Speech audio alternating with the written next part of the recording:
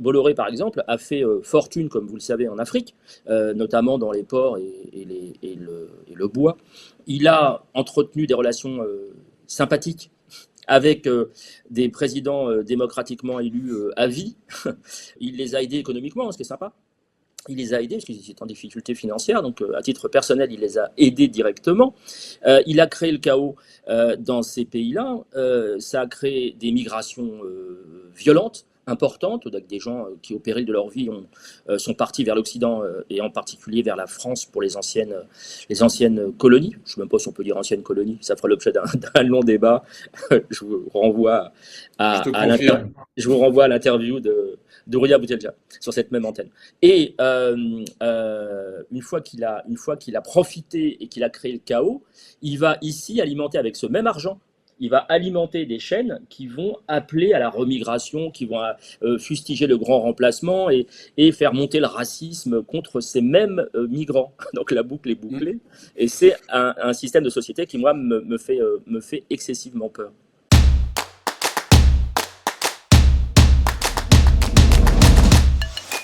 Bonjour à tous, Black Elephant Experience, ici Félix Marcard. Je suis très heureux de recevoir aujourd'hui l'ami Mourad Guichard. Moumou, salut. Bonjour à toutes et à tous, bonjour à toi Félix. Ravi également Euh, d'être présent à tes côtés. non, c'est vraiment cool. On s'est rencontrés récemment grâce à un ami commun dont la chaîne s'appelle. Observe Actu TV qui est basé à Genève. Ouais. Donc merci, salutations à Abdelmjid. Euh, on a une super bonne conversation liminaire et je me suis dit, bah, en fait, il faut absolument qu'on la poursuive, notamment parce que j'ai vu et je vais l'afficher parce que tu es en train de faire une petite levée, un petit crowdfunding pour ta nouvelle chaîne Mon œil par Moumou, si je ne m'abuse, c'est bien le nom. Absolument, absolument, qui est adossé au magazine Regard, qui est notre partenaire. Et j'ai ma chaîne donc, YouTube qui s'appelle Mourad Guichard, très original, et qui diffuse Phénoménal. une fois par semaine, donc le mardi. Vous retrouvez ça évidemment de manière permanente sur la chaîne. Et sur le portail, en fait, l'idéal c'est ça, c'est d'aller sur le portail monœilparmoumou.fr. Et là, vous avez tous les podcasts sur toutes les plateformes possibles et imaginables, et évidemment sur YouTube. Et donc, on a commencé avec Guillaume Meurice il y a un peu plus un mois et demi maintenant. Et toutes les semaines, en fait, je reçois une personnalité en lien avec le monde médiatique. Voilà, il y a eu Kevin Razi, il y a eu Bruno Gassio et d'autres invités. On va continuer évidemment à la rentrée. Là, on est en pause. Il y a des émissions spéciales aussi réservées aux abonnés, donc n'hésitez pas à vous abonner. Et si vous pouvez évidemment participer à la cagnotte selon vos moyens, ce sera formidable et vous êtes les bienvenus. Euh, et donc, c'est un rebond après quelques péripéties en début d'année au mois de février avec l'un de mes anciens employeurs, parce que je suis journaliste pigiste, hein, je suis indépendant depuis toujours, depuis une trentaine d'années. Peut-être qu'on va y revenir. Euh, mais voilà, donc j'ai rebondi sur ça parce que je voulais pas lâcher la communauté, je voulais pas lâcher le concept que je trouve intéressant d'avoir cette critique média hebdomadaire, surtout à l'approche évidemment de la présidentielle. Donc voilà, et j'ai appris donc en t'interviewant pour Observe Actu TV, donc on retrouve l'interview sur la chaîne YouTube d'Observe Actu TV, j'ai découvert que parmi cette adorable et bienveillante communauté, je comptais également Félix. Et donc voilà, ça m'a fait très plaisir.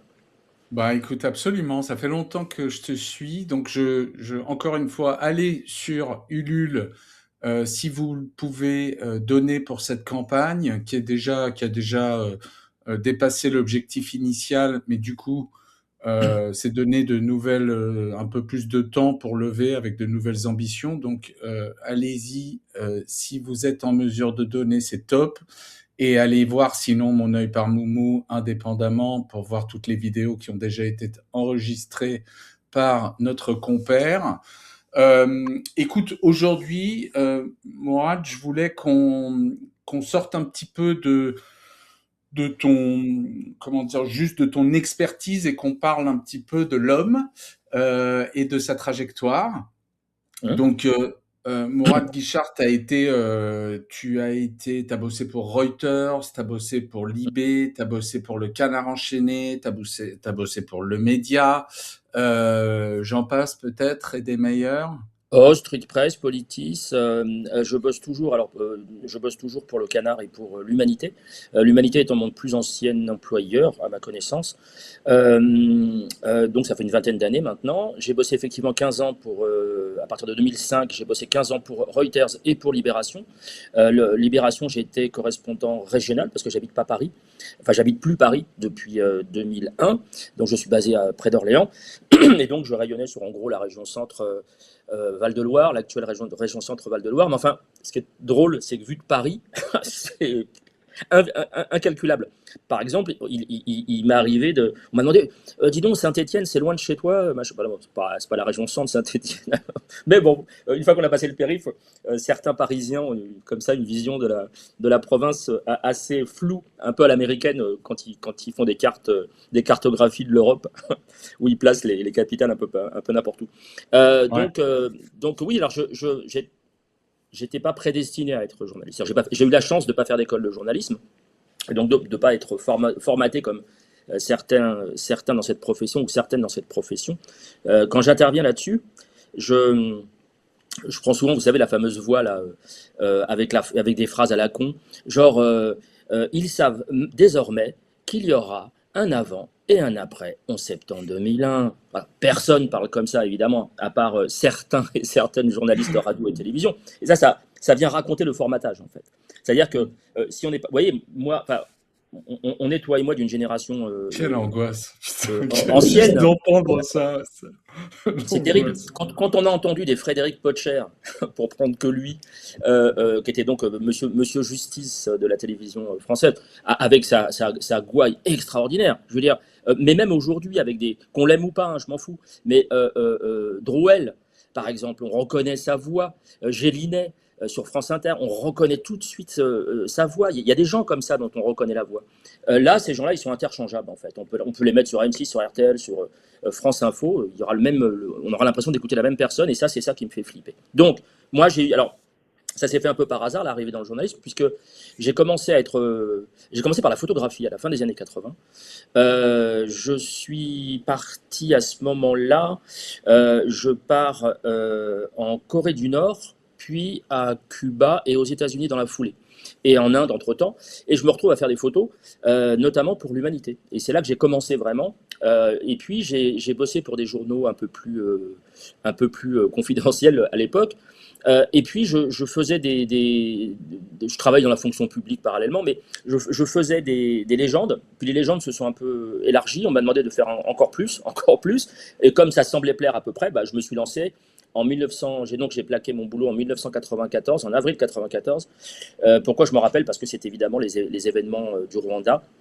Et Ouais. j'ai bossé avec le Front populaire, le Front patriotique pardon, rwandais, le FPR, et notamment ses représentants en Europe. Je ne suis pas allé sur place, hein, mais j'ai bossé avec la diaspora, et j'ai fait un certain nombre de papiers, notamment pour l'UMA.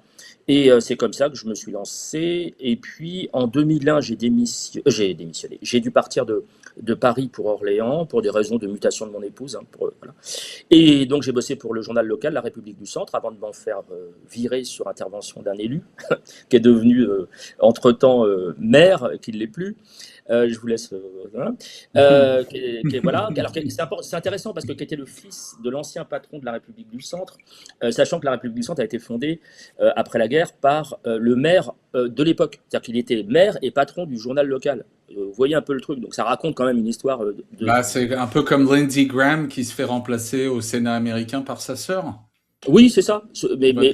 Mais là, je trouve qu'à l'échelle locale, c'est encore pire, parce que c'est le mec détient les deux pouvoirs. Comment le journal qui possède va dire du mal de sa politique en tant que maire? Moi, c'était juste compliqué. Et ça, il y a comme ça un côté incestueux qui traverse la presse quotidienne régionale et qui fait l'objet évidemment de plusieurs papiers. Et donc, je suis rentré à Libération juste après ces péripéties. Donc là, bah voilà, on en est à aujourd'hui, où après 2 ans et demi aux médias, qui m'avait confié une chronique de mon choix, d'ailleurs. C'était une chronique de mon choix et j'avais choisi évidemment la critique média, puisque c'est ce que je sais faire depuis Ouais. 25 ans. Et voilà, et j'ai eu le plaisir de retrouver des gens avec qui je bosse en fait en parallèle depuis des années, comme Daniel Schneiderman ou d'autres camarades de jeu.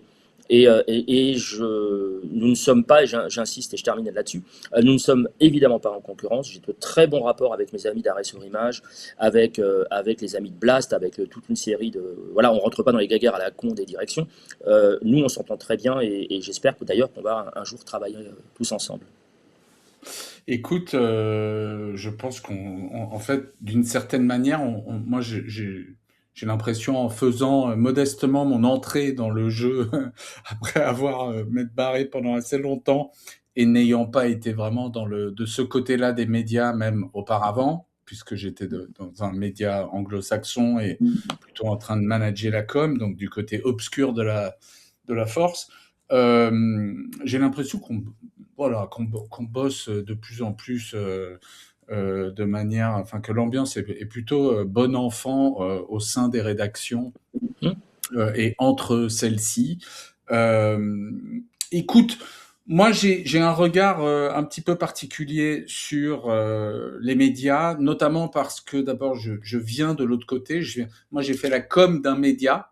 La com d'un média, c'est un truc très particulier, surtout quand ce média est considéré très largement par les journalistes de référence occidentaux mainstream comme le canard de référence, qui est donc ma maison mère, c'était le New York Times.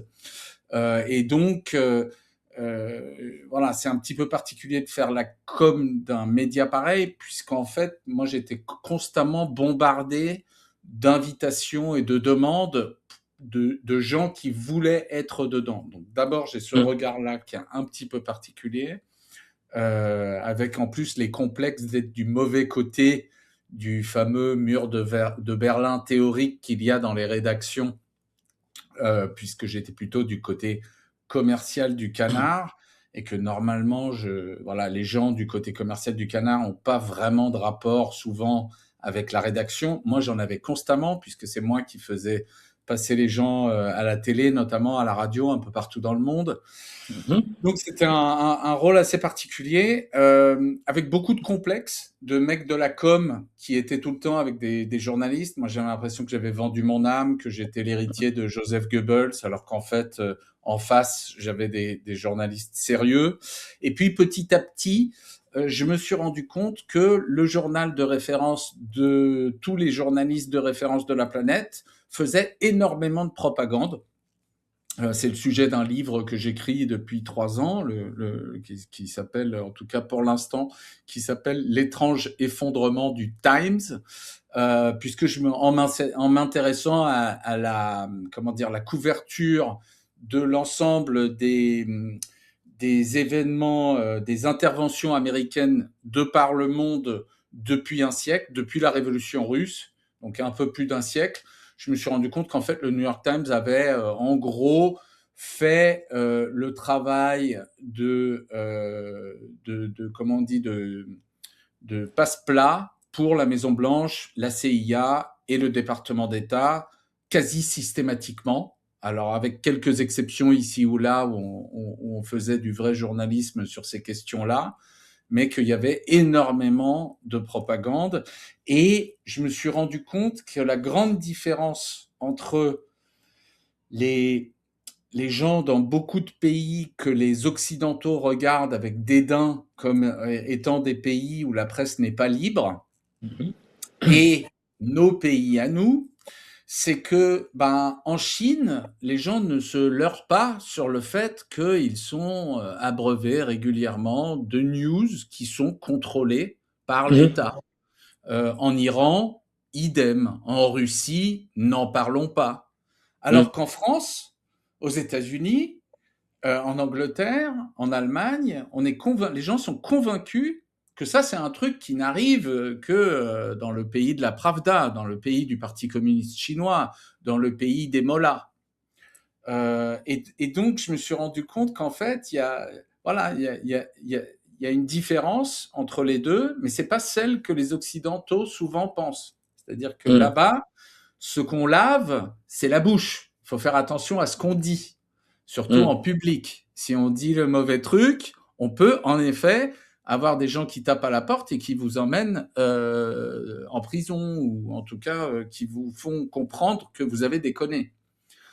Mais les gens sont parfaitement capables de faire la part des choses.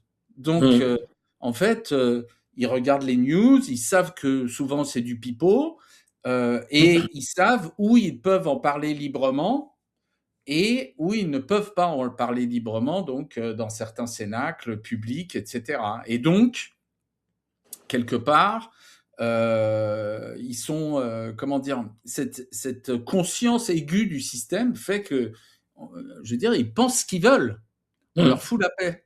Alors que ce que j'observe, et notamment on le voit avec la bollorisation en France, mais c'est pas en fait pour moi un phénomène qui date de Bolloré. C'est un phénomène qui est beaucoup plus ancien et beaucoup plus complexe.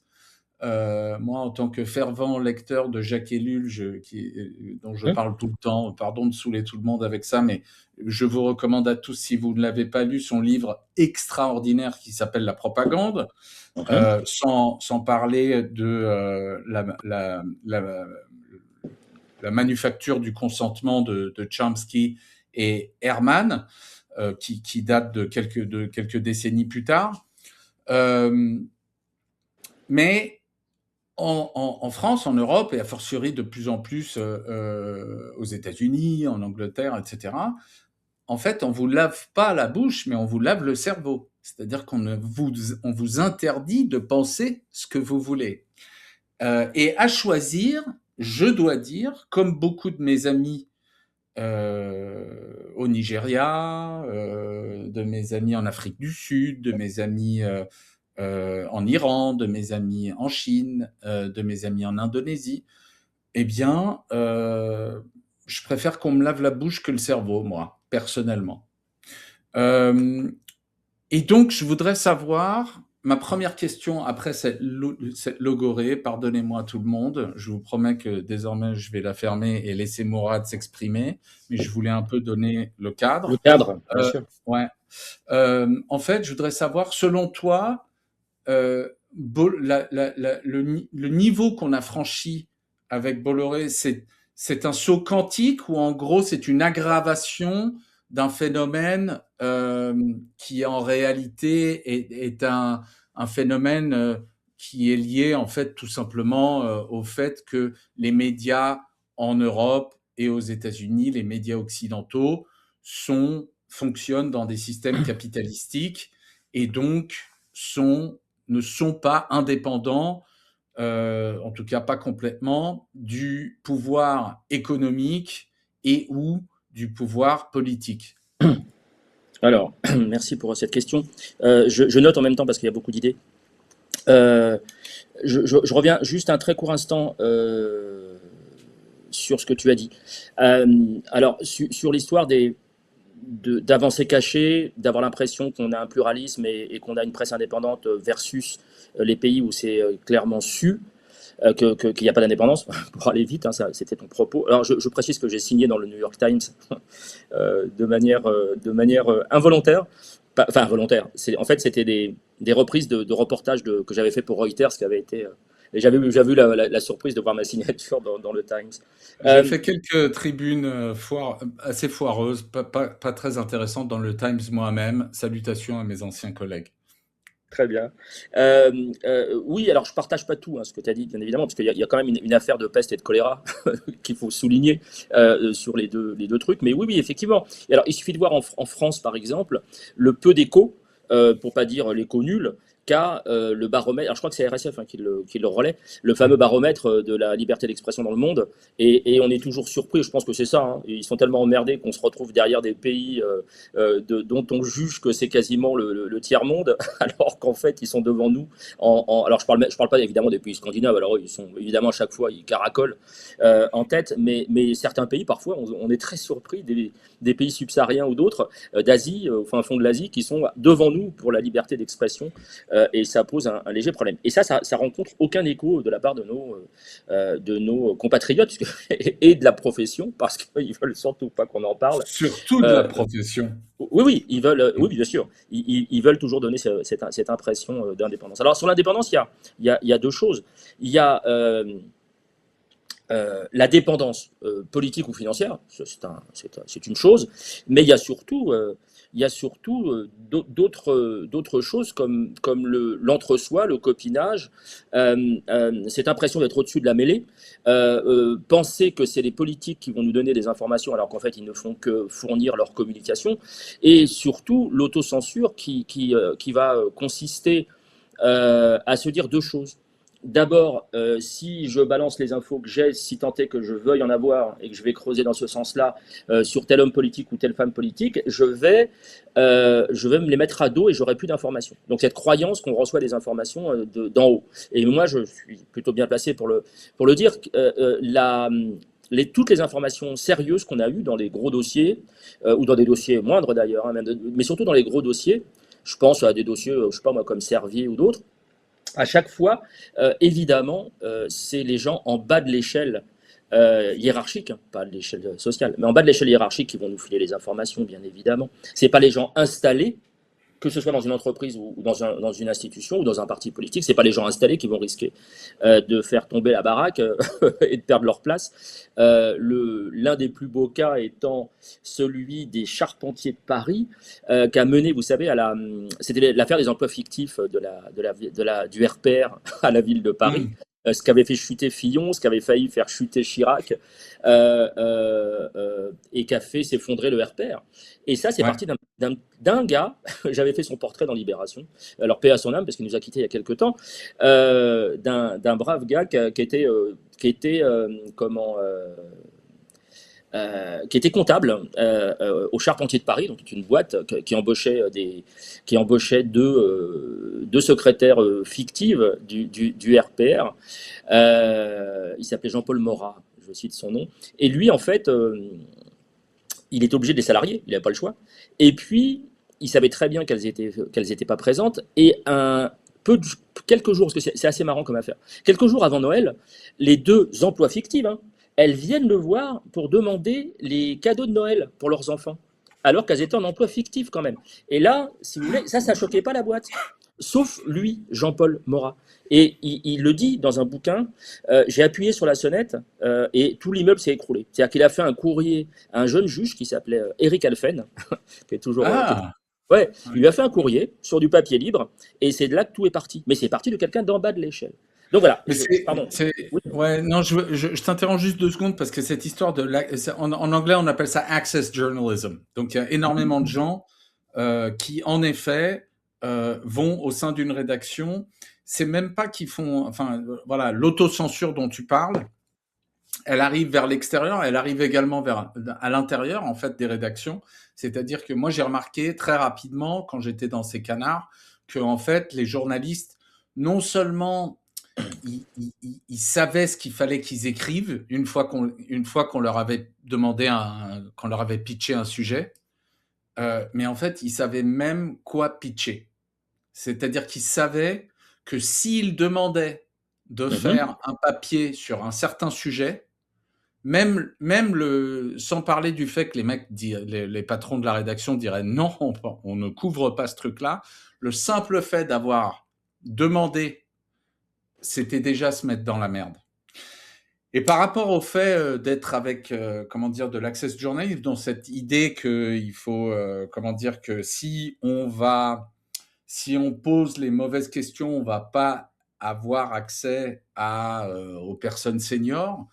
En fait, moi, j'ai l'impression que c'est quelque chose d'un peu plus sournois parce qu'en fait, ce qu'ils veulent, c'est pas juste avoir des infos de ces gens. Ce qu'ils veulent, c'est partir en vacances avec eux. Ce qu'ils veulent, c'est être invités aux messes rue de Mais l'Élysée c'est pour ça que je parlais de pour déjeuner. l'entre-soi. Mm. Ouais, ouais, ouais. Donc c'est un truc qui est assez vicieux et moi j'ai pu observer notamment, je me rappellerai toujours d'un papier de Lionel Barber qui est donc l'ancien patron de la rédaction du Financial Times, d'un oligarque américain Et c'était vachement bien fait parce qu'en fait, ça s'appelle, la rubrique s'appelle Lunch with the FT, donc c'est toujours dans un resto tombé par terre. Là, en l'occurrence, c'est un 3 étoiles à Londres qui appartenait à l'oligarque. Bon, ça donne une idée du poids du mec. Mm. Et, en gros, c'est très marrant parce que tu vois que, en gros, il y a deux, trois questions qui sont faussement des questions pour le titiller et pour dire, regardez, je fais du vrai journalisme. Mais en réalité, tu vois, quand tu regardes le package, c'est du cirage de pompe industriel. Mm. Et en fait, on est quand même dans les médias mainstream occidentaux, c'est quand même un sport international, vraiment. Bien sûr, bien sûr. Alors là, sur l'accès journalisme, je ne connaissais pas cette expression. Tu me l'apprends. Alors, je vous file un petit tuyau, hein. Si vous si vous revenez légèrement en arrière, quand il a prononcé cette expression, j'ai fait oui, oui. En fait, je connaissais pas du tout. C'est pas bien de faire ça, hein. Je plaisante évidemment. Euh, oui, alors sur ce que tu dis, il m'est arrivé. Alors, je citerai pas le titre, enfin les titres d'ailleurs. Il m'est arrivé de partir sur des reportages où le titre était quasiment prêt. C'est-à-dire que quoi que je vois, quoi que j'ai comme retour, c'était déjà plié. On m'avait envoyé pour ça. J'ai dit, bah non, c'est hors de question. Moi, je vais relater ce que j'ai entendu, ce que j'ai vu. Par exemple, il y a un exemple, c'était une boîte qui fermait. Alors, je vous promets, j'ai complètement oublié le nom. C'était en Poitou-Charentes, mais Mhm. j'ai vraiment oublié le nom. Et il fallait montrer en quoi ça allait être un désastre la ville concernée. Et en fait, pas du tout. Parce que, genre, les écoles allaient fermer, les commerces allaient fermer, et ainsi de suite. Et en fait, pas du tout. Parce que simplement, depuis Paris, ils n'ont pas réalisé que les gens là-bas, donc je suis allé sur place évidemment, les gens qui bossaient dans cette boîte habitaient à l'extérieur de la ville. Et c'était à peu près bien réparti. Et donc, il n'y avait pas d'impact réel. Alors évidemment, il y avait un impact direct pour eux, les pauvres, mais il y avait, et leurs familles. Mais il n'y avait pas d'impact sur l'économie locale. Et tout le monde était serein en disant, bah non, non, en fait, on les voyait pratiquement pas. Dans l'école, ben, c'était que des gens de la ville, de la commune, c'était une petite commune, c'était que les gens de la commune qui étaient là, donc il n'y avait pas d'impact sur les fermetures de classe ou je ne sais quoi. Et donc, alors que je partais en fait en service commandé quasiment pour dire le contraire. Donc voilà, ça existe effectivement chez nous également. La question sur Bolloré. Euh, oui, pour moi, c'est un. Tu as employé l'expression. Saut quantique. Oui, moi, c'est plus ça qu'une aggravation. Parce que on a eu pendant des décennies, on a eu des patrons de presse, Dassault, Lagardère, pour pas les citer, ou Bouygues, qui avaient un intérêt purement, alors purement, pas que, parce qu'après les enfants d'eux, bon, je pense au fils d'Assaut, après il y a un problème de, j'ai envie de dire, je les cite pas eux, mais il y a un petit problème de fin de race quand même dans ces milieux-là. Mais au départ, il y avait un intérêt clair, net de commande publique. Oui, bien sûr, bien sûr. L'aviation, le bâtiment, enfin, vous voyez, c'est très clair, c'est très net et c'est très précis. Donc, à perte, on nourrissait des journaux. Alors, au départ, c'était pas à perte, hein, puisque ça, il y a quand même eu quelques heures de gloire de la presse papier, mais enfin, sur la fin, non. Et donc, c'était à perte et c'était pour des raisons purement et bassement matérielles, économiques et un tout petit peu politiques. L'arrivée de Bolloré, c'est autre. Alors, et puis, on recrutait des journalistes qui étaient en gros de droite, dans les journaux de droite et ainsi de suite. Euh, et c'était des journalistes, voilà, qui se fondaient dans le moule pour plaire à la rédaction en chef et ainsi de suite, notamment politiquement. Et puis là, on a un autre, j'aime pas ce mot-là, mais bon, un autre logiciel qui change complètement du tout au tout. Alors oui, c'est toujours à perte, sauf que là, c'est pour pousser à un changement radical de société. Et c'est un projet de société qui est derrière, un projet bah, évidemment ultra réactionnaire, passéiste, voire fantasmé je pense à l'histoire de France, revisité.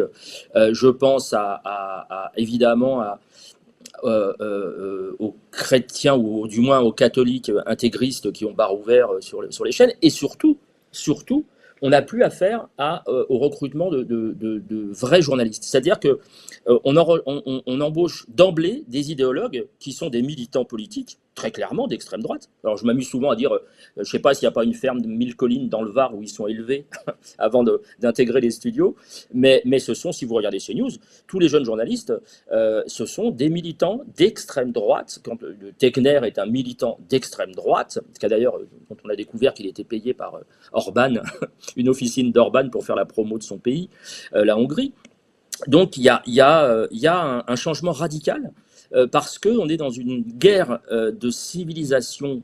Je reprends leurs termes à eux, hein, bien sûr, je ne pense pas à ça, mais dans une guerre de civilisation et une guerre identitaire qui est beaucoup plus dangereuse, évidemment, que ce qui se passait avant avec les tradis de droite, comme on a connu sous De Gaulle, Pompidou, Giscard ou Mitterrand. Donc non, non, pour moi, c'est un changement radical, et en plus, il se fait, et je termine là-dessus, pardon, j'étais un peu long, il se fait en plus sur le dos des gens qui sont actuellement combattus. C'est-à-dire que Bolloré, par exemple, a fait fortune, comme vous le savez, en Afrique, notamment dans les ports et le bois. Il a entretenu des relations sympathiques avec des présidents démocratiquement élus à vie. Il les a aidés économiquement, ce qui est sympa. Il les a aidés parce qu'ils étaient en difficulté financière, donc à titre personnel, il les a aidés directement. Il a créé le chaos dans ces pays-là. Ça a créé des migrations violentes, importantes, avec des gens qui, au péril de leur vie, sont partis vers l'Occident et en particulier vers la France pour les anciennes colonies. Je ne sais même pas si on peut dire anciennes colonies, ça fera l'objet d'un long débat. Je vous renvoie Je te à, à confirme. je vous renvoie à l'interview de Rouya Boutelja sur cette même antenne. Et une fois qu'il a profité et qu'il a créé le chaos, il va ici alimenter avec ce même argent, il va alimenter des chaînes qui vont appeler à la remigration, qui vont fustiger le grand remplacement et faire monter le racisme contre ces mêmes migrants. Donc la boucle est Mm. bouclée. Et c'est un système de société qui, moi, me fait excessivement peur. Écoute, je ne suis pas un grand fan du tout. Enfin, je suis même pas. Enfin, comment dire? Moi, je trouve cette vision du monde en fait tellement grotesque. Et moi, je vois ça comme personnellement comme une sorte de, c'est l'expression d'une sorte de doctrine Samson civilisationnelle Mhm, occidentale, dans un Occident qui se rend compte que la fête est finie. Ça fait 500 ans que l'Occident fout la merde dans le monde entier. Et qu'en plus, il fout la merde en disant aux gens que sa mission est civilisatrice. mhm, Donc, c'est ce qu'on appelle, quand ça arrive dans un couple, ça s'appelle du gaslighting. Voilà, je te fous des torgnoles, je te viole, je te tape dessus, etc. J'abuse de toi verbalement constamment, et puis en même temps, je joue la victime. Je dis que c'est pour ton bien, que je suis là je m'occupe de toi, etc. Pour moi, c'est un peu ça. Là, on est en train de assez brutalement, avec une accélération patente depuis, je dirais, le début du génocide à Gaza, l'affaire Epstein, parce que moi je regarde les choses globalement, je suis intéressé énormément par la France parce que voilà, c'est là que je suis né, c'est là que j'ai grandi, mais j'ai tendance à regarder les choses dans leur globalité, et donc pour moi l'affaire Epstein et toutes ces ramifications qui sont en réalité mondiales. Tous les jours, j'ai un pote brésilien qui vient de sortir un papier sur ce que Epstein foutait entre La Havane, Sao Paulo. J'ai des copains chez Dropsite News qui ont sorti un papier il y a quelques semaines sur le lien entre Epstein et Ehud Barak, des milliardaires israéliens dans le diamant et dans le coltan, et certains chefs d'État africains, notamment congolais. Bref, donc il y a ça, et puis ensuite il y a cette sorte de déculotté qui vient et qui va, mais qui, à mon avis, est une déculottée que l'Iran est en train d'infliger euh, aux États-Unis et à ses alliés dans la région. Et donc, il y a un changement. Et tout ça pour dire que, pour moi, cette sorte de vision très bizarre, en fait. Je disais grotesque, mais je trouve ça hyper bizarre. C'est assez incroyable que des gens, en effet, puissent avoir, en fait, conquis le droit de disséminer, de propager cette sorte de vision complètement fantasmagorique de l'histoire. mhm. Voilà, in and out toute la journée. Donc là-dessus, on est entièrement aligné. Ceci dit, moi, je pense que le premier manufacteur de cette vision au monde, de cette vision, pardon, en France, Mhm. celui qui la fabrique le plus, c'est Emmanuel Macron et l'extrême centre. Donc moi, je suis focalisé sur eux parce que je pense que c'est eux qui font monter cette vision, cette Weltanschauung nauséabonde et bizarre et grotesque qui est disséminée par Bolloré. Donc, il Bah, n'y a pas de désaccord. Hein. non, C'est non, bien juste sûr. Non. que voilà, je suis focalisé sur ces derniers plus que sur l'extrême droite elle-même. Hmm. Et pardon, je vois que Non, tu non, je veux. t'en prie. Euh, oui, oui, je suis d'accord avec toi parce que évidemment que c'est comme en amitié. Euh, euh, la trahison est toujours plus forte, plus violente que des positions adverses. Par exemple, je vais prendre un exemple très rapide. Quand je bossais pour Libé, je rencontre. Alors, je suivais beaucoup pour Reuters et pour Libération. J'ai beaucoup suivi, et même pour l'UMA d'ailleurs, j'ai beaucoup suivi le Front National à l'époque. Euh, je peux vous assurer qu'avec nombre de cadres du Front National, je pense à Gollnisch par exemple, je n'ai jamais eu de problème. J'ai jamais été emmerdé à un congrès, même le congrès d'installation de Marine Le Pen ou à Tours, ou aux manifs, aux rassemblements que j'ai pu couvrir, je n'ai jamais été emmerdé par les cadres du Front National. Par contre, quand je faisais un papier qui avait l'outrecuidance comme j'ai pu en faire pendant les campagnes des présidentielles, visant le Parti socialiste, ce que je me prenais dans la tronche, parce que les cadres du PS estimaient, que ce soit au niveau local ou au niveau national, estimaient que Libération était l'organe central du Parti socialiste, et donc le moindre faux pas, le moindre truc où vous osiez critiquer la campagne, je repense à celle de Ségolène Royal, où vous critiquiez le positionnement des cadres socialistes pendant la campagne de Ségolène Royal, qui s'est avéré exact, puisqu'on connaît, on connaît la suite, on connaît le résultat. Euh, Mignonne, allons voir si la rose. exactement. Le truc, c'est que c'était vécu comme une trahison.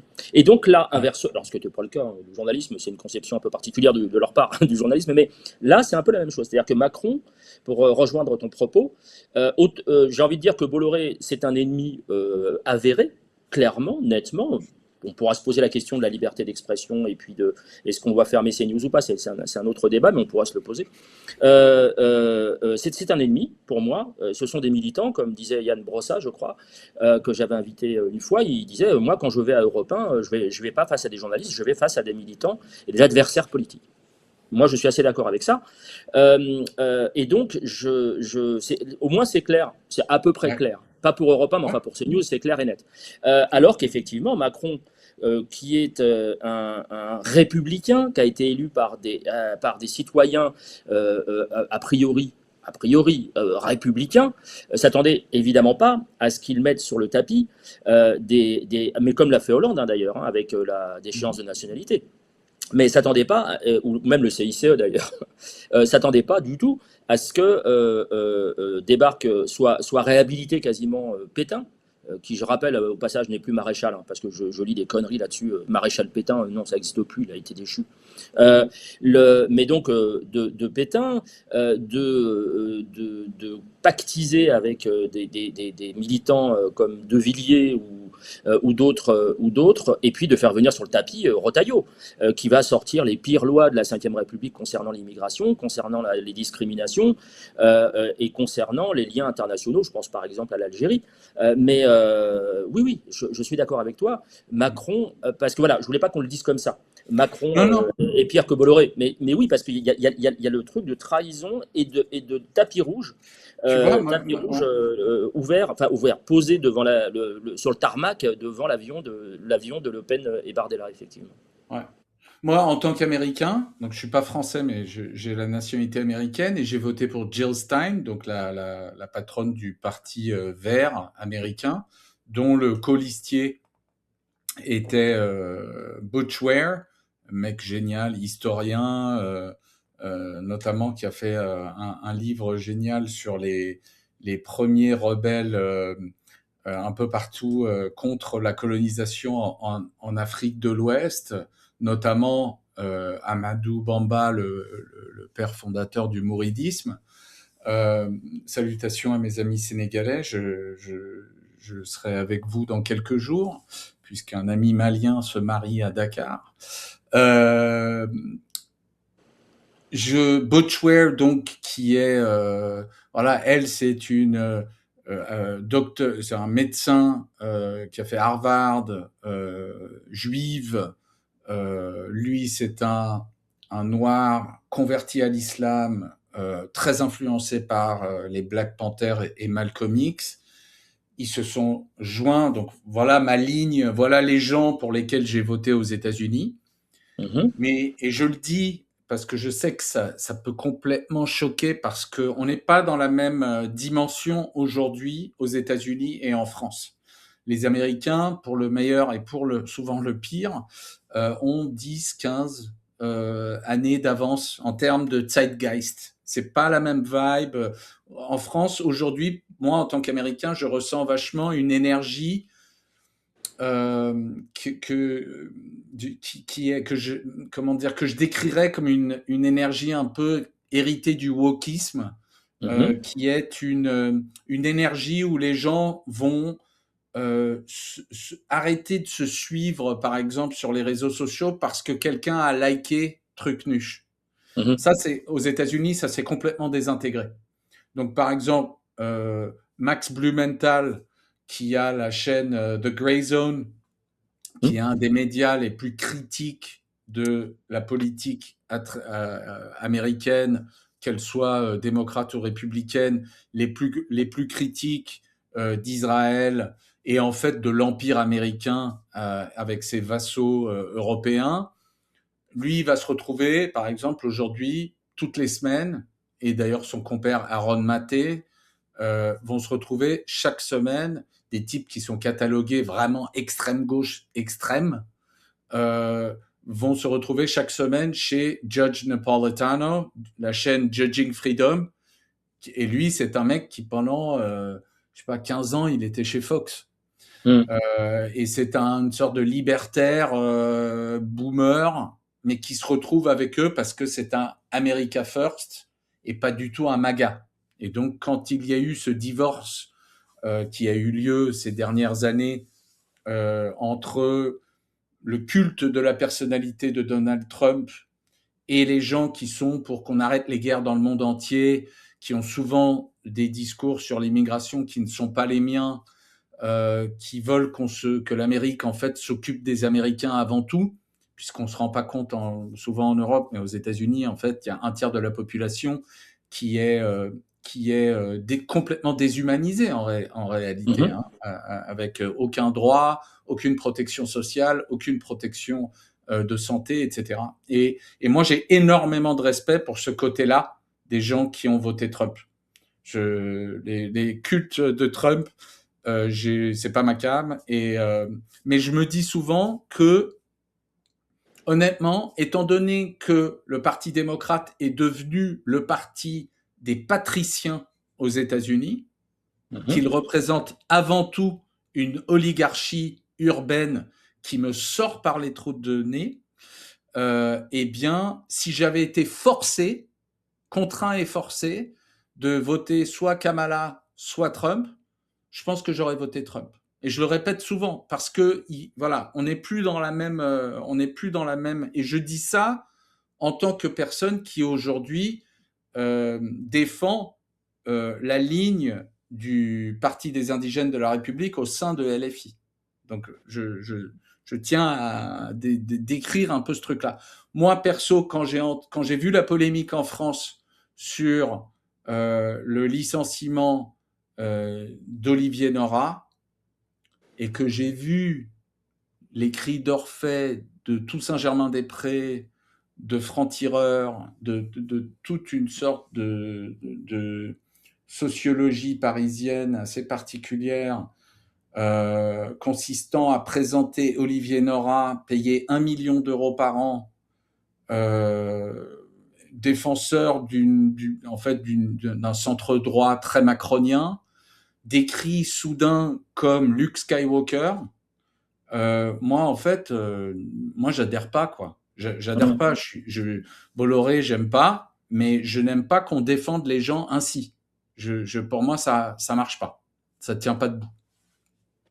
Alors, alors je partage pas ce point de vue. Mhm. Je le partage pas et en même temps je le comprends. Euh, Donc oui, je disais, alors la lumière a un peu changé hein, de mon côté parce que j'avais le soleil en pleine poire et du coup j'ai demandé gentiment à Félix de faire une petite pause. Donc me revoici. Oui, non, je disais que j'étais pas d'accord et qu'en même temps je comprenais le propos sur Nora. Pas d'accord parce que j'estime que les gens, quel que soit leur niveau de pensée, ou leur positionnement politique et ainsi de suite, ne sont pas des pions. Et je comprends parce que et que ça marque, c'est un marqueur. C'est-à-dire qu'il a pas fait ça au hasard, Bolloré, il a fait ça pour dire c'est moi le boss et les Bien choses vont sûr. changer dans ma direction. Donc c'était vraiment un signe fort. Et après, je prends souvent l'exemple de Gallagher Fenwick, qui intervient donc sur LCI, qui est l'un de nos confrères, mais enfin surtout l'un de tes confrères, puisque il avait bossé longuement, alors je ne sais pas s'il est toujours, mais il avait longtemps bossé aux États-Unis. Et beaucoup de gens l'admirent pour ses prises de position, notamment par rapport à ce qui se passe évidemment au Moyen-Orient, ses positions pro-droit international pour aller vite, et puis pro-Gaza pour aller vite aussi. Hein. Et il passe pour quelqu'un de gauche, alors qu'on ne sait pas du tout s'il est de gauche ou pas, puis d'ailleurs, moi je m'en fous un peu, hein, c'est pas ce que je lui demande. Mais il pense sincèrement qu'il est de gauche parce qu'il fait à peu près le job. Et que euh, euh, alors, vraiment, c'est pas contre Gallagher. Au contraire, j'apprécie beaucoup son travail. Mais il fait partie des gens qui, c'est tellement le boxon, il y a tellement d'incompétence, il y a tellement de prise de position cachée, comme tu évoquais tout à l'heure, sous couvert d'indépendance médiatique, que dès que quelqu'un se met à faire son taf correctement, il passe pour un super-héros. Tu as employé, c'était quoi l'expression là? Enfin, c'était Luke Skywalker. Ouais, c'est ça. Voilà, bah, il passe pour des Luke Skywalker parce que ils font simplement le job. Et on a vu ça au moment notamment dans les années 2005, avec tout ce qui est ce qu'on appelle maintenant des bunkages, enfin le vrai du faux, intox, désintox, et ainsi de suite. Alors, j'en parle d'autant plus facilement que j'y ai participé à l'époque. Et ça passait pour un truc, le summum étant les décodeurs du monde, ça passait pour une espèce d'héroïsme de Superman des médias, de chevalier blanc qui venait tout rompre et nous on va vous expliquer, nous on sait, on va vous expliquer. Vous savez, c'est la fameuse phrase qu'on entend maintenant sur France Info là, on vous explique. Vous êtes des blaireaux, vous y connaissez rien, nous on fait partie de la caste des sachants et on va vous expliquer.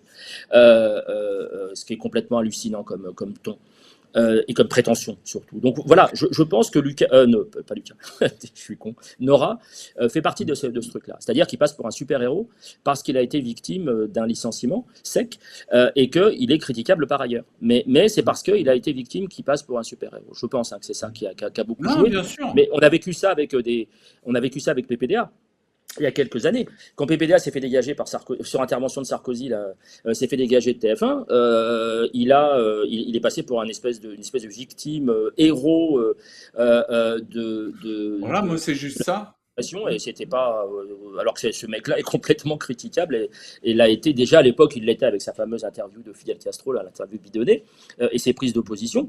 Il n'y avait pas encore l'affaire des plaintes, hein, mais des Bien plaintes sûr. pour SS. Bien sûr. Mais Bien voilà, sûr. donc oui, il y a t'as toujours comme ça des héros parce qu'ils sont relativement.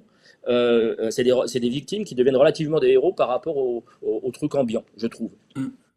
Il y a un truc en France, je suis curieux d'entendre ton opinion. Quand j'étais jeune, mes parents, mon père adorait décrire aux étrangers le canard enchaîné.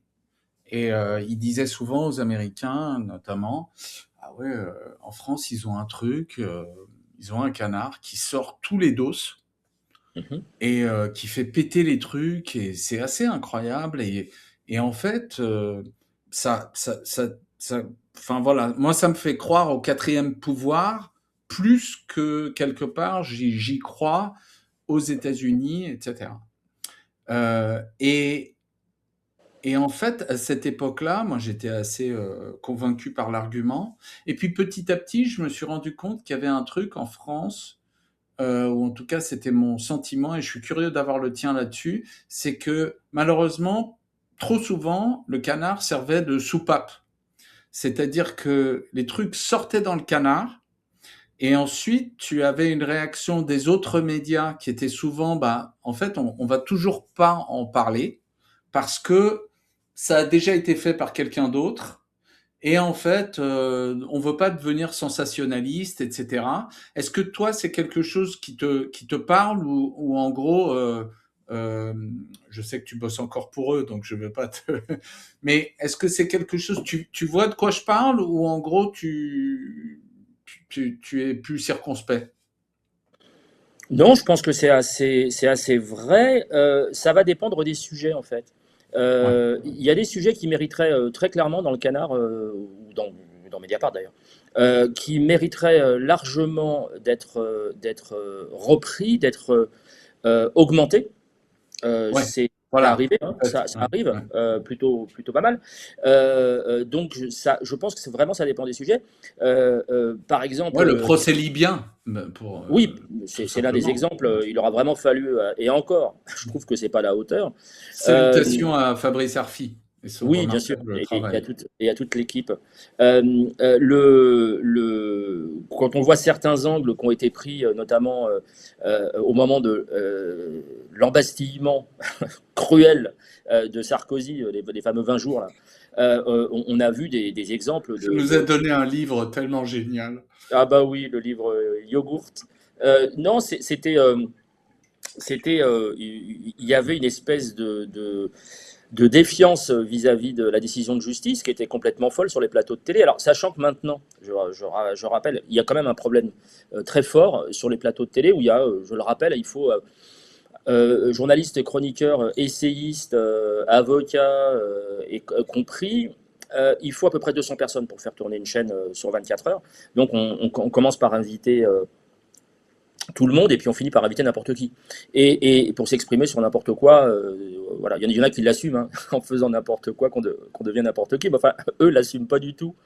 Et quand vous avez des Rachel Kahn ou des Goldnadel qui viennent sur les plateaux pour donner leur avis sur des sujets qu'ils maîtrisent absolument pas et qui sont ultra réac et que du coup, bah, pour eux, Sarkozy, c'est une injustice des juges rouges, et que c'est très compliqué à cause de ces histoires de bandeaux là, enfin de cartels plutôt, Hmm. c'est très compliqué de savoir à qui on a affaire sur les plateaux de télé. Alors, quelqu'un comme Goldnadel, et je vais reprendre son exemple, hein, lui, Ouais, bien sûr. on sait qui c'est, donc il n'y a pas trop de problème. Mais il y a beaucoup d'intervenants, vous le savez, mais je préfère le rappeler.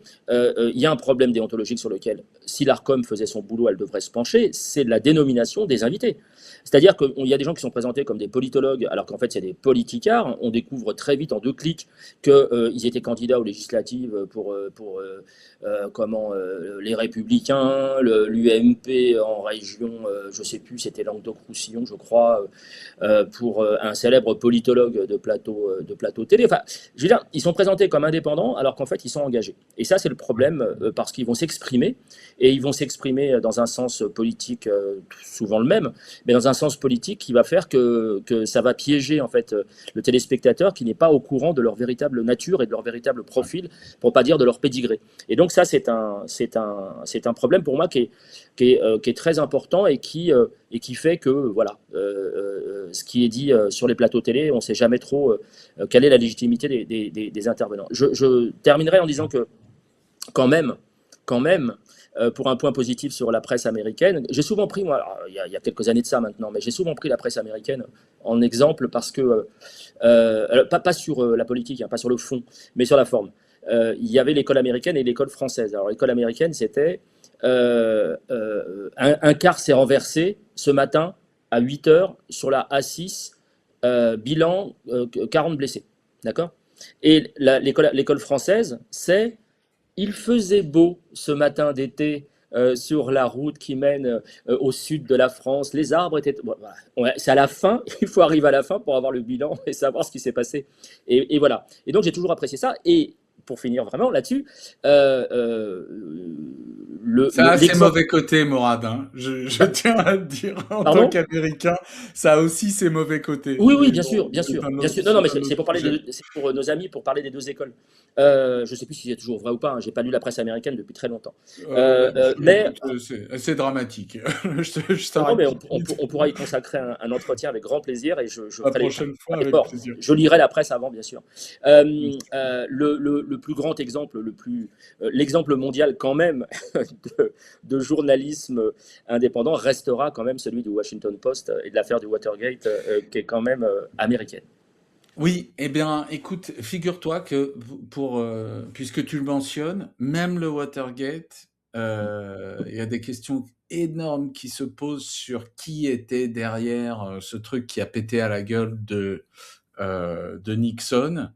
Et j'ai reçu un type qui s'appelle Aaron Good, qui est un spécialiste de ce que les gens, de ce qu'on appelle l'état profond américain, politologue, qui a écrit un bouquin extraordinaire sur le sujet qui s'appelle American Exception.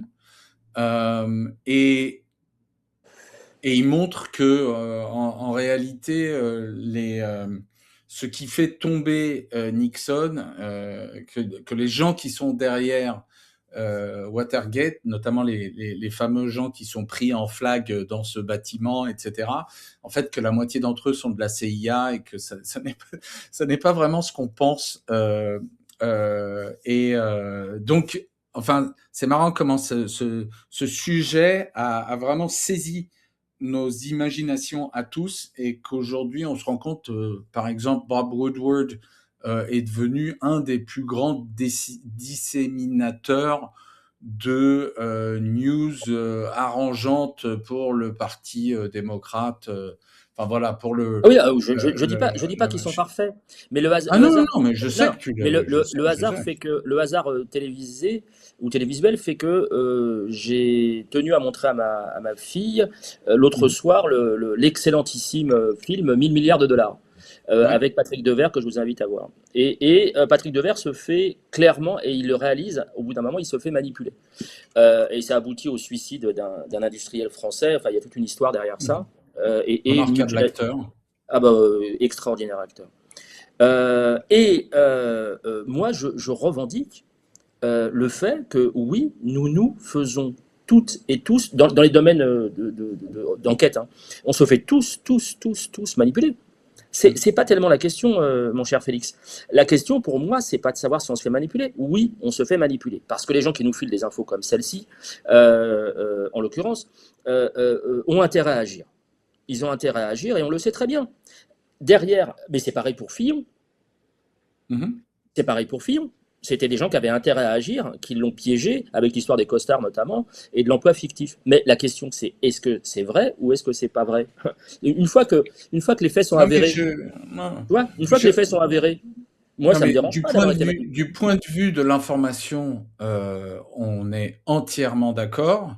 Hein. Mais par contre, comment dire, quand ça permet à d'autres phénomènes d'influence de s'exercer qui, eux, ne sont jamais mentionnés dans le papier, pour moi, ça pose problème. C'est-à-dire que le fait que Nixon soit corrompu et qu'ils doivent calter, top, Hein. mais qu'on nous cache ce qui s'est passé et pourquoi on l'a fait calter, ça me pose problème.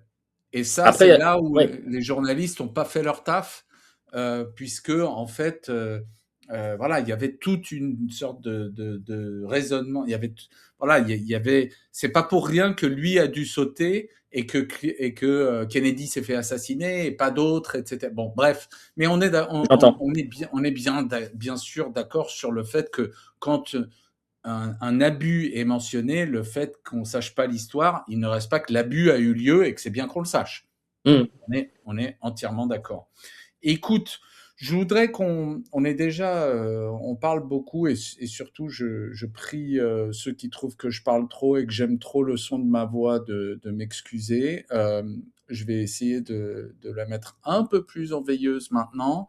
Mais j'ai encore deux grosses questions puisqu'on s'approche de la fin de ce moment délicieux ensemble. Merci, Mourad. Merci. Donc Réciproque. la première, Mhm. la première, c'est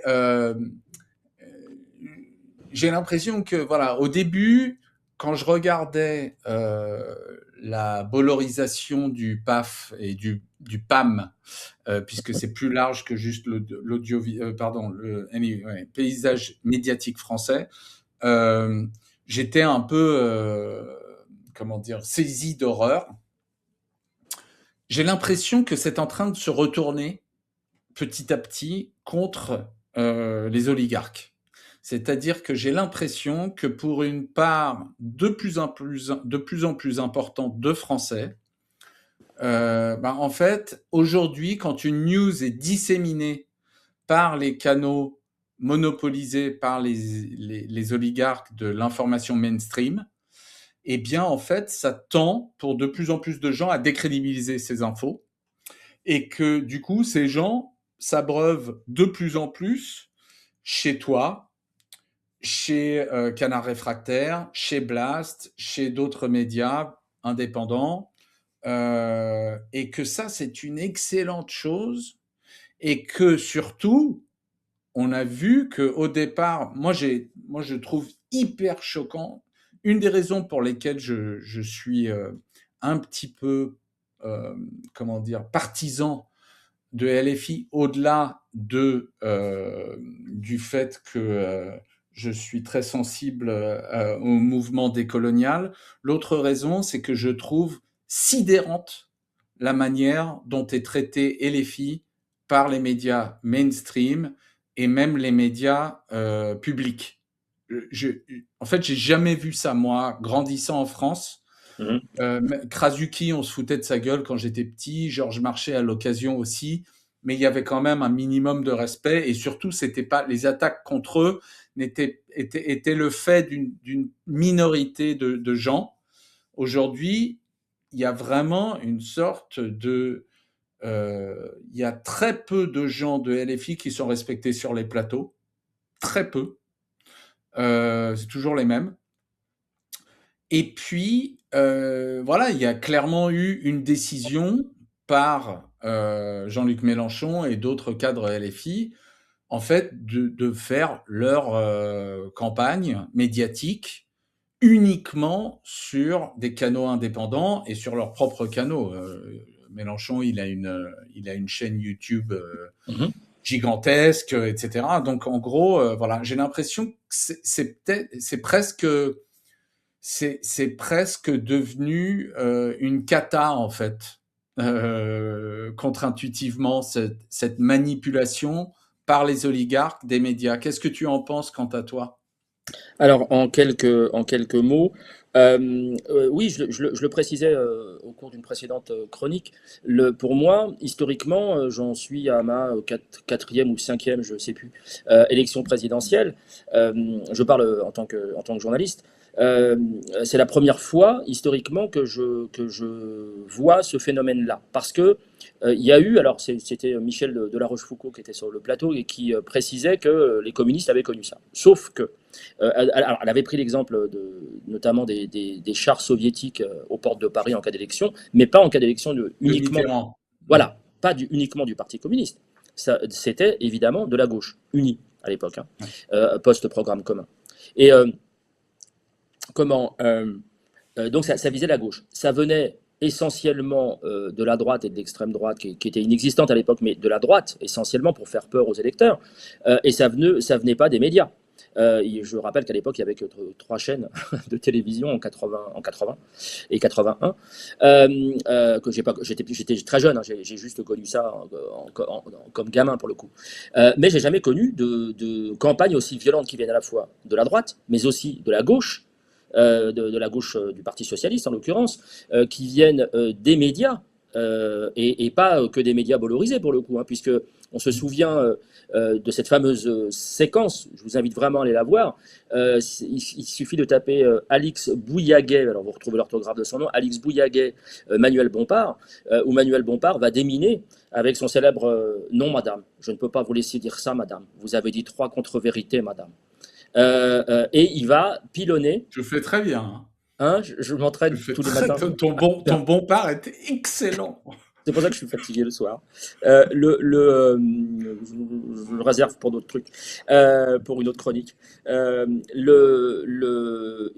va marteler très tranquillement l'ensemble, il va déminer l'ensemble des mensonges concernant Mamdani, comme par hasard, qui donc serait proche, enfin, LFI serait proche de Mamdani, qui lui serait antisémite, proche du Hamas, et proche des frères musulmans.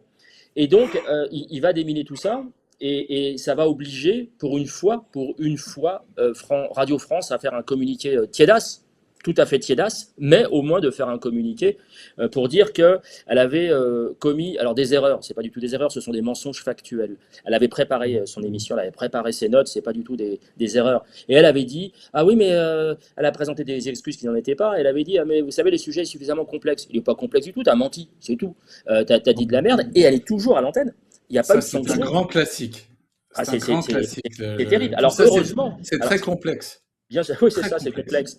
Il y avait eu le même cas de figure avec la fameuse séquence, l'une des plus graves, au moins des 2 dernières années, et on s'accorde, nous qui bossons sur ces questions de critique média, je pense à Daniel Schneiderman ou à d'autres, on s'accorde pour dire que c'est la pire séquence des 2 dernières années n'est pas sur les chaînes de Bolloré, elle est sur France Info de nouveau, avec ce fameux Gaza Riviera. Je vous invite à taper Gaza Riviera France Info, où on appelle quasiment à l'éradication, à la déportation au moins, à minima, des derniers Gazaouis à Gaza pour y construire une riviera, donc une espèce de côte d'Azur, comme le souhaitait Trump, et c'est passé crème, et le journaliste est toujours à l'antenne. Hein. Moi, je pensais qu'il allait au moins être sanctionné. Rebelote, ils ont enlevé en loose des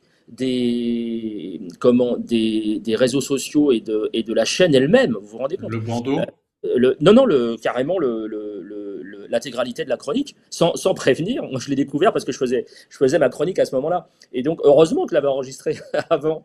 C'est ce que je fais maintenant. J'enregistre systématiquement parce que quand je sais que ça va dégager, j'enregistre. Et après, ils ont présenté des excuses tout aussi mollassonnes, mais il n'y a jamais derrière de sanctions. Et heureusement, je termine là-dessus, pardon, heureusement que des gens comme Manuel Bompard, Émeric Caron ou Yann Brossat viennent faire le job. Parce que c'est eux qui font le travail que ne font pas en plateau les journalistes. Catherine Tricot l'a fait aussi avec l'histoire de j'ai oublié, Ferjou qui vient reprendre le bobard 48 heures après de Bali Bagayoko qui aurait dit que Saint-Denis était la ville des Noirs, alors qu'évidemment non, il n'aurait jamais sorti une connerie pareille, et qu'évidemment il disait la ville des rois morts et du peuple vivant, une célèbre citation locale. Et donc elle l'a stoppé, Catherine Tricot l'a stoppé directement, le pointant du doigt en disant c'est faux, c'est très grave ce que vous dites, mais c'est elle qui le fait, qui est invitée, et pas le journaliste en plateau qui va confirmer parce qu'il n'a pas le choix. Mais souvent les politiques en viennent à faire le travail des journalistes, ce qui pose un léger problème quand même, et déontologique et éthique et professionnel. Ouais. Vieille connaissance, Jean-Sébastien Ferjou, fondateur d'Atlantico, et que voilà, moi qui suis un ancien atlantiste, je le connais de l'époque, et j'ai constaté la dérive proprement réactionnaire de son discours. Et parfois, je me rends compte qu'en réalité, je crois que son discours a pas tellement évolué. C'est juste que moi, je me suis déconstruit, en fait. Je me suis déséduqué. Écoute, 2 dernières questions. La première, c'est apparemment, on parle en France, et je dois t'avouer, je confesse mon ignorance, mais c'est pour ça notamment que je compte sur ton expertise. Il y a une conversation sur l'idée de sanctionner les journalistes. Est-ce que tu peux nous expliquer de quoi il ressort? Voilà, commençons par celle-là, et puis ensuite j'aurai une dernière subsidiaire avant qu'on se quitte, mon cher. Oui, mais comme le retourne, effectivement, je vais faire une réponse concise. Il se trouve qu'on s'est retrouvé avec Kevin Razi, qui est un comédien qui tient, alors R-A-Z-Y, qui tient une chaîne Twitch et YouTube Mm. quotidienne, hein, du lundi au jeudi, si mes souvenirs sont bons, en direct, et qui est par ailleurs et surtout un très grand comédien et qui est stand-upper et qu'on a pu voir notamment sur Canal+, j'ai envie de dire à la belle époque, évidemment qu'il n'y est plus maintenant. Et Kevin a lancé un projet, donc est aussi observateur des médias, et qui a lancé un projet qui s'appelle la loi CKR, qui vise à réguler les médias et à sanctionner. Et moi, j'ai toujours été favorable à ça. Parce qu'il faut savoir que la carte de presse ne nécessite aucune condition déontologique ou éthique. Elle est remise tous les ans uniquement, je dis bien uniquement, sur la base des revenus. C'est-à-dire que 51% des revenus qui proviennent de la presse, alors en l'occurrence de la presse reconnue, hein, par la commission paritaire. Ce qui est Donc, déjà problématique.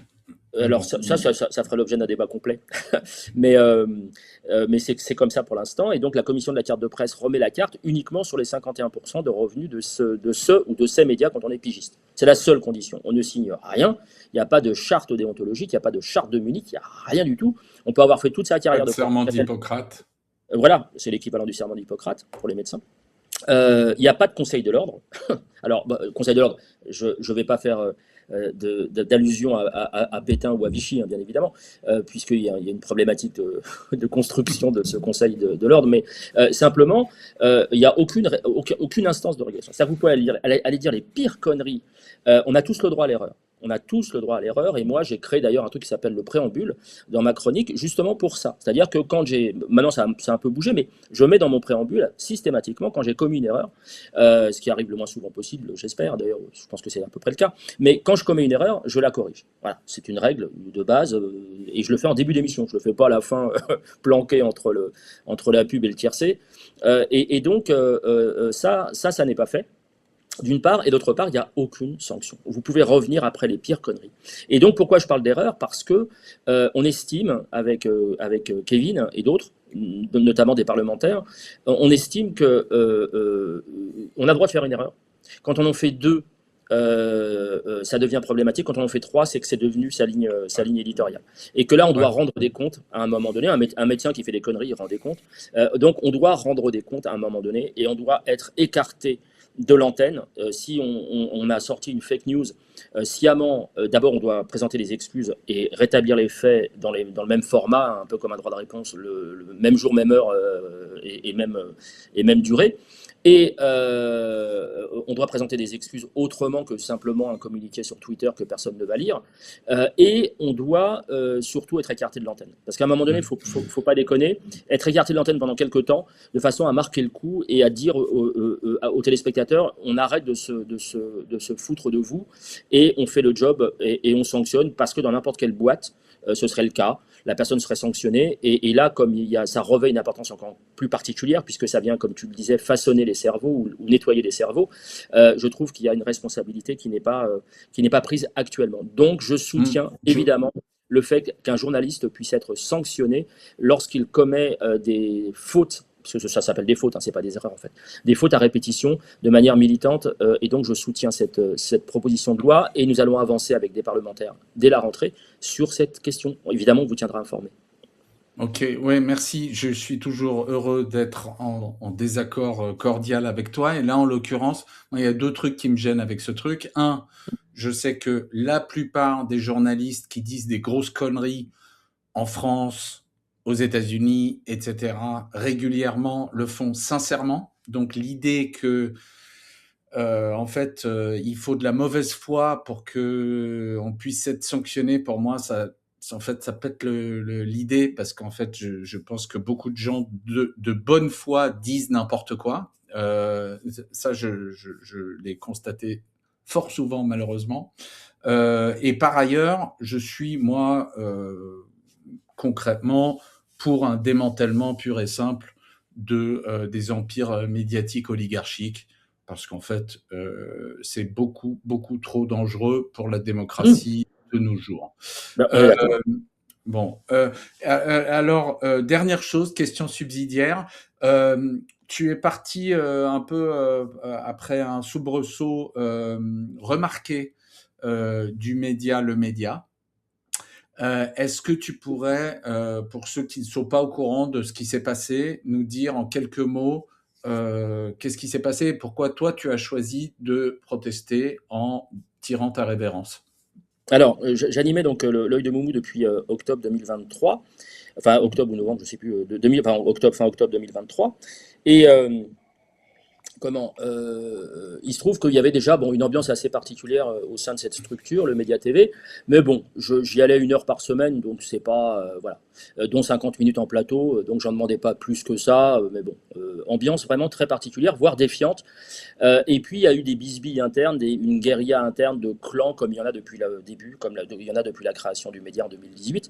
Et donc un clan en a chassé un autre, c'est une structure coopérative avec un directoire. Et donc un clan en a chassé un autre, il y a eu des règlements de compte en interne, enfin, vous voyez un peu le truc. Par ricochet, je me suis trouvé dans une situation très surprenante, alors que j'étais c'était l'une des chroniques les plus vues et les plus identifiés surtout Bien du sûr. média. C'est-à-dire que très souvent, les gens me disaient qu'ils regardaient le média. En fait, ils ne regardaient que l'œil de Moumou. Parce que je les rencontre beaucoup et très souvent, les internautes et les fidèles de l'émission. Et au cours de déplacements, de manifestations et ainsi de suite. Et puis, en février 2026, février dernier, j'avais invité Sophia Chikirou, qui est la créatrice, la fondatrice du média. Je l'avais invitée, alors que c'est la première fois qu'elle revenait depuis son départ mouvementé également en 2018. Et ça a été la goutte d'eau. Ça a déclenché d'abord un vote pour savoir si elle devait venir ou pas. Je vois pas. C'est la seule fois que ça arrivait, hein, en 2 ans et demi. Donc il y a eu un vote moite-moite, et finalement donc le moite-moite fait profite au oui, donc elle a pu venir. Ils ont fait une émission spéciale, hyper encadrée, avec les questions à l'avance, ce qui n'arrivait jamais avant. Et donc, je pense l'avoir un peu payé, parce qu'après m'est tombé dessus toute une série de reproches. Alors, il n'y a jamais eu de remerciements, de félicitations, de choses comme ça n'existe pas. Mais par contre, les reproches, oui, les vacheries, on ne doit pas traiter de cons. On m'a écrit qu'on ne devait pas traiter de cons nos adversaires politiques, en faisant l'occurrence, en faisant allusion, pardon, aux gens de frontières qui produisent, enfin Jordan notamment d'Arocha. Et la question que j'avais posée à l'antenne, c'est est-ce qu'ils nous prennent pour des cons ou est-ce qu'ils sont vraiment cons? C'est une question. C'est pas agressif. Et donc je reçois un mail, je me dis quand même il y a quelque chose qui est en train de se passer. Et j'avais dit aussi à l'antenne que la gestion des médias de gauche était quand même pas celle espérée, que ce serait bien que ça se professionnalise un petit peu. Ils l'ont pris pour eux. Alors, Ouais. il se trouve que oui, ils font partie de ce lot de médias qui ferait bien de se professionnaliser et de lâcher un peu de sortir de leur zone d'incompétence. Mais c'était pas, je les visais pas spécialement. Et donc j'ai reçu un mail en bonne et due forme pour me dire il fallait plus dire ça, que ça avait choqué. Enfin bref. Et là je me dis il se passe quelque chose. Et puis donc arrive Sophia Chikirou et le soir même, donc je me prends une salve de reproches dans la tronche. Et là je me dis il va se passer quelque chose. Et donc, il fallait que je me protège. Donc, j'ai dû partir.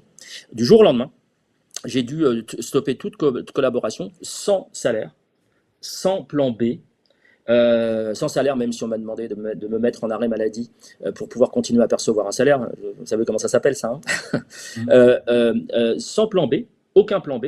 Et donc, on ne quitte pas, c'est simple. Alors, eux, ils ont dit que c'était moi qui étais parti de mon propre chef. On ne quitte évidemment pas une position, un salaire, une audience comme celle-ci sans raison. Donc, évidemment que voilà. Et la dernière chose, c'est que si j'étais seul, on pourrait dire Mourad Guichard est un connard, et je peux l'entendre parfaitement. En plus, ça rime, c'est super. Ça ne me dérange pas du tout. Ça me dérange pas. Par contre, actuellement, à l'heure à laquelle je vous parle, il y a 7 personnes qui sont qui sont arrêtées, qui ont été dégagées, qui sont au prud'homme, qui sont en arrêt maladie ou qui sont en dépression. Donc 7 personnes, c'est un effectif de 25 personnes. Donc si, quand vous avez 7 personnes qui sont, et pas des moindres, hein, il y a des gens que vous ne verrez plus à l'antenne qui étaient des journalistes vedettes. Qu'on voyait souvent avec toi d'ailleurs. Oui, qu'on voyait avec moi, dont l'un a été menacé d'expulsion vers son pays et de prison quand même, hein, parce qu'il il lui fallait un renouvellement de CDD ou un CDI pour pouvoir conserver ses papiers, et donc il a dû Après 15 ans de journalisme, il a dû devenir, je n'ai aucun mépris pour cette profession, il a dû devenir gardien de nuit dans un hôtel pour pouvoir conserver ses papiers, ne pas être expulsé et être placé sous OQTF.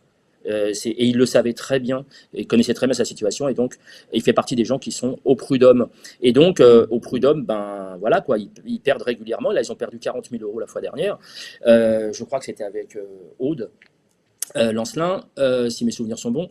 Donc, il y a tout cet argent filé par les sociaux qui s'engouffre dans des frais de justice et potentiellement, s'ils perdent, des frais encore plus importants.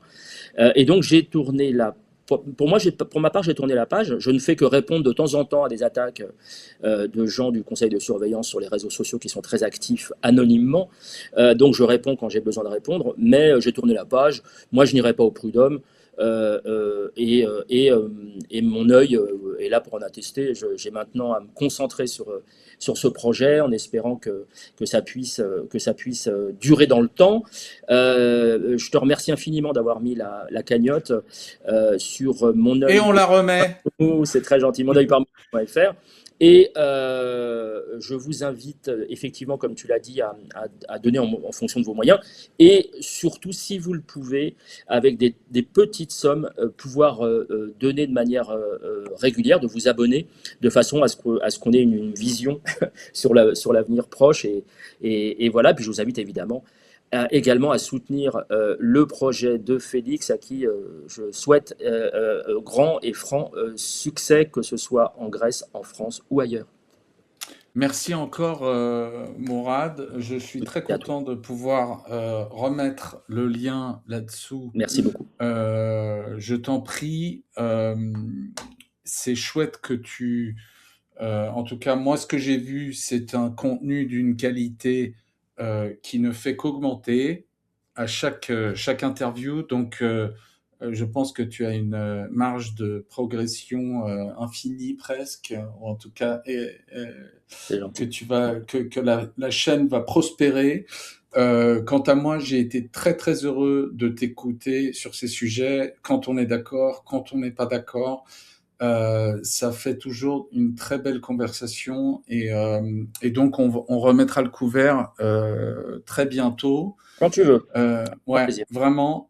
Donc allez voir sur Ulule, allez voir la chaîne elle-même. Il y a plein de choses à déguster, et cher Mourad, à bientôt. Avec grand plaisir. Merci beaucoup. Salut Moumou.